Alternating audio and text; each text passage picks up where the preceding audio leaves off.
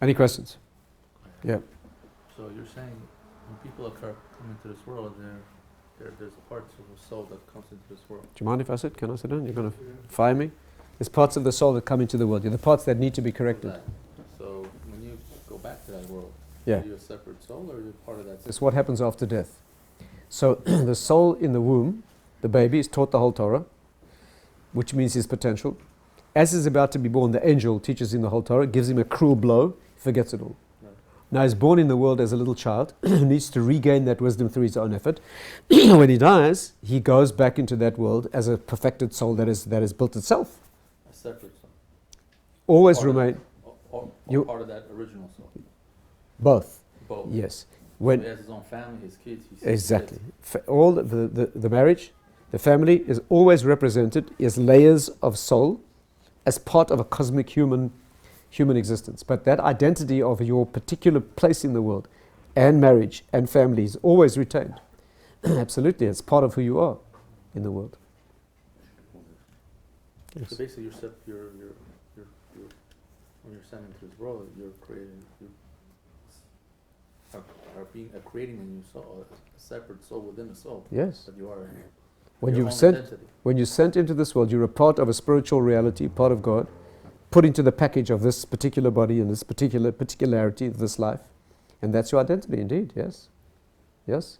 It was originally part of the massive soul of Adam, and each of us is a splinter or a fragment of that soul, and eventually be put back together again. But you'll still be the place.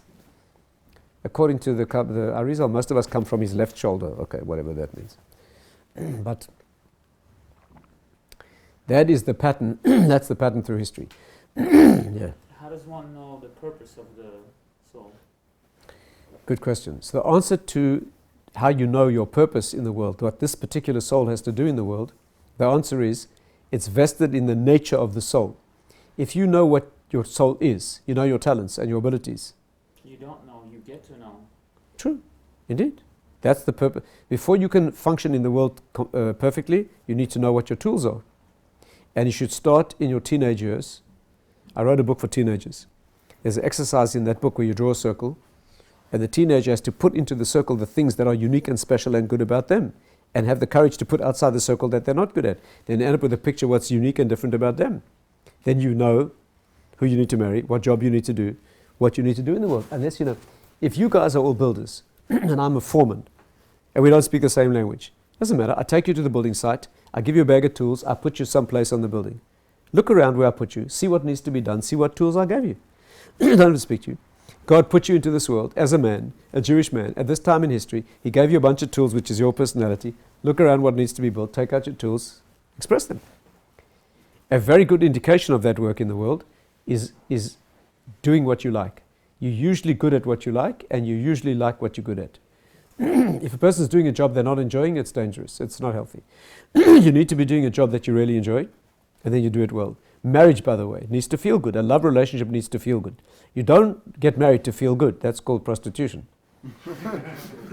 You get married to give love. But if it doesn't feel good, then there's something wrong with it. A love needs to feel good. A job that you're doing, you need to be enjoying it. At least some aspect of the job here. How many times does one come back? So most of us are here for the third or fourth or fifth time. There's no real rule about that. There's no... No, in the Arizal's great book that he talks about it, his student Rabbi Chaim Vital describes having been here 5 times, and who he was in each one and the mistakes he made in each. I don't know if there's a general rule about that. So what happens if you don't fulfill your purpose, even if you come here 5 times? No, you'll get sent down again until you get it right. No, but don't you come in as an animal, a tree? Not as an animal. You could be sent down inside the body of an animal, or a man could be sent in a woman's body, which is very painful. But you're going to get given. Just an unlimited amount. If history ends and you haven't fixed it, you're going to suffer enough in the next world to burn away the imperfections and the stains on your personality. Let me put it like this. Your final perfection is not negotiable. And the world's final perfection is not negotiable. That God is guaranteed. The only option you have with your free will, which route do you want to take to get there? Why? Because He loves you. When you have a child, you say to your child, listen, I'm guaranteeing your perfection. Now you do your homework and you work hard, we'll work together. And if you don't, I'm going to beat the daylights out of you. But I'm going to get you there because I'm responsible for you. And therefore, God gives you the opportunity how much work you want to put in to get there, but the end point is not negotiable. So the souls never perish? Absolutely. The souls are part of God. As bad as the soul is, as sinful it is? Impossible to wipe it out. Yeah. But are there new souls being produced? That's or a good just question. The same souls from That's a Mitzrayim? good question. So most souls that come to the world are parts of Adam that have been brought down before. In every generation there are some new souls. We don't know who they are, but by the end of history they all need to be brought down. There are some modern Kabbalistic sources that say that the reason a lot of ladies are going through miscarriages now, a lot of miscarriages, is because every soul needs to come into a body. And even if it's only connected enough just to be formed as a human being, but it needs to be.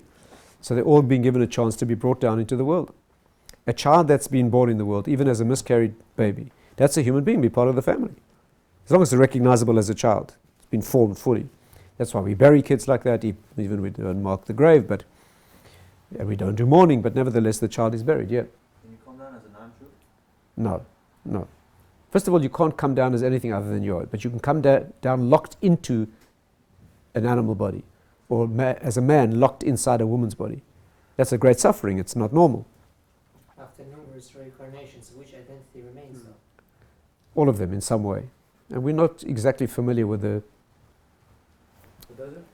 Yeah. Doesn't the transgender community, like, based on what you just said, man being It could be. a soul?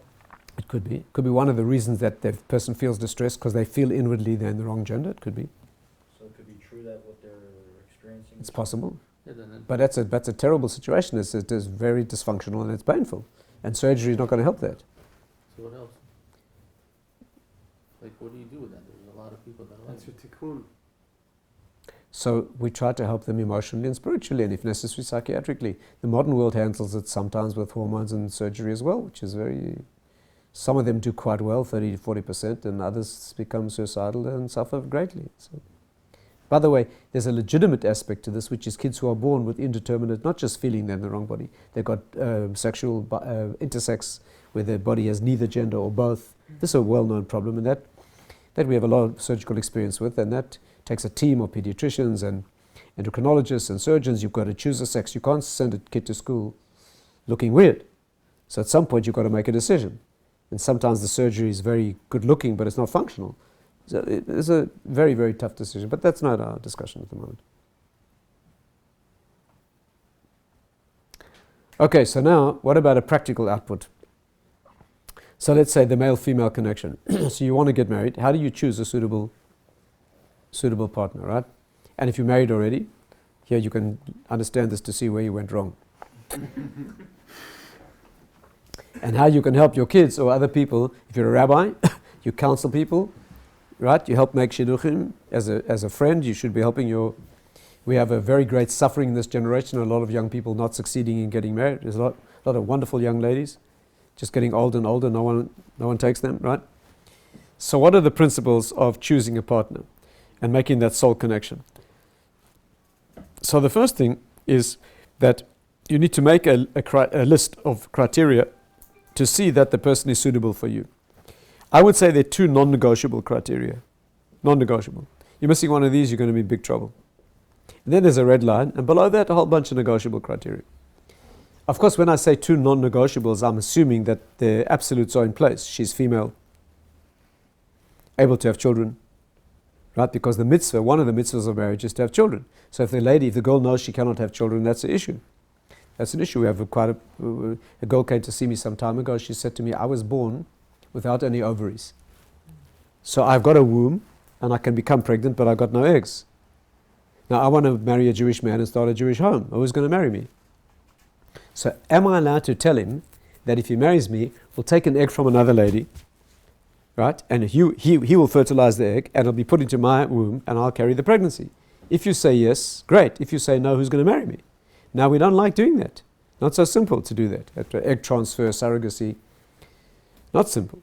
It raises many questions. One of the questions is, apart from whether it's allowed or not, although we do allow it with certain conditions, but one of the questions is, who's the mother?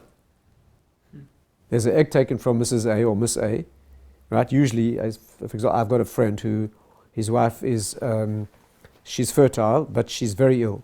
No way she could carry a pregnancy, it would kill her. So they took eggs from her and they paid a non-Jewish lady to carry the pregnancy. So, Jewish baby? so now the non-Jewish lady had the baby, she took her money and she gave the baby back. Now is the baby Jewish or not? So I'm a Jewish egg in a non-Jewish body. This is not clear halachically. So what's done is we cover both bases. We do a conversion on the baby. In Israel today, both ladies are registered as the mother. In Israel, you grow up with two legal mothers. Why? Because Israeli law outlaws marrying a sibling, like most countries. Now we don't know who the siblings are. Are they the brothers and sisters of the non-Jewish lady or the brothers and sisters? So if you register both women as the mother, it becomes illegal to marry both sides, which is great. Now is the child Jewish or not? So we put the child through a conversion, even though it's not clear that they need it. I'll tell you one interesting problem that we're having in London now. It's done quite often now. But 15% of Israeli babies are born from some sort of IVF. That doesn't always mean it could be the husband and wife, but 1 in 6 families have trouble conceiving. So I'll tell you what happens in London now.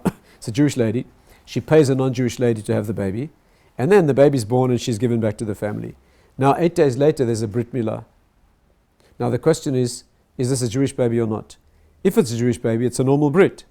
If it's not a Jewish baby, this is a Brit not for bris milah but for conversion. And the difference is the mohel makes a different bracha. Now which bracha should he make? As soon as he opens his mouth and he makes a bracha on conversion, everyone's going, no, that this is not a normal situation, and the parents are embarrassed by that. But he can't make the wrong bracha. So some of the moelim in London have been told to mumble. Mazal tov. You hear what he said? Because you can't embarrass the people. So these are the kind of things that we're going through now. But, and there's many versions. I know a surgeon in St. Louis, Missouri. He is a famous fertility surgeon. He's got 5 sets of identical twins, girls. 5 pairs, in which one of the girls can have babies and one can't. The one girl is normal and a twin sister has got no eggs. 5 each? For all 5? Right, there's 5 sets. Let's just take one of them. He's done this 5 times. But let me give you an example of one. Twin A and twin B, identical twins. Right? One has children. She's got eggs in her ovaries. The other one has no eggs. Well, it's called premature menopause. So now she's 30 years old. She's no eggs, no children. Now you know that if you've got identical twins, you can transplant organs from one to the other with no problem. There's no rejection because they've got the same genes. The first transplant was ever done in 1954. One Jewish girl in Toronto gave her kidney to her sister who was in kidney failure, and they didn't need no drugs for rejection because they're identical twins. The sister who received the kidney died last year, 1954. She got a kidney from her sister and she just died last year. Wow. So you can transplant tissues from identical twins. So what's he done? He's taken the girl who's fertile, taken a piece of her ovary with eggs in, and transplanted it into the ovary of her sister, and all 5 now have babies. Wow. Now who's the mother? The kids look exactly like their mother and their aunt. They've got the same genes as both of them. Right? Not so simple. So this is what's happening now in terms of surrogacy. Anyway, what did I tell this young lady? I said to her, listen, to get an egg from another woman is not so simple. What I suggest you do, I said to her, you either marry a young man who cannot have children either, that he doesn't have the mitzvah to have children, or a young man who has children already. Let's say he's already had children, he's done the mitzvah, he can marry you and not have children. The best for you, again, if you insist on taking an egg, halachically we can allow it. We actually prefer non-Jewish egg or non-Jewish sperm. Why? Well, I'll come to that. 1 second, one thing at a time. But I told her the best thing you can do is if you can find a man whose wife died. Let's see, she's got little children and then she died. There's little children without a mother. If he marries you, you become a mother to children who really need a mother in the world. The Gemara says that if a woman dies, the husband's allowed to marry in the same week as his wife died. Why should the children not have a mother? He's not allowed to live with her intimately because he's a mourner. He's got to wait till he's out of mourning. But why should the kids be without a mother? So she was very idealistic about that. She can become a mother too. Why do we look for non-Jewish? So when we do sperm donation, let's say this husband cannot produce a child. So now we're looking for a donor sperm, right? So ideally it should be a non-Jewish donor. Because they're not allowed to. Well, there's 2 reasons. One reason is there can never be mamzerut. Mamzer is... No. So there's no problem of being a mamzer, that's one. The second thing is, Shema Yisa'ach et achoto. We are worried that brothers and sisters may marry. Now this sperm donor, who knows who he is?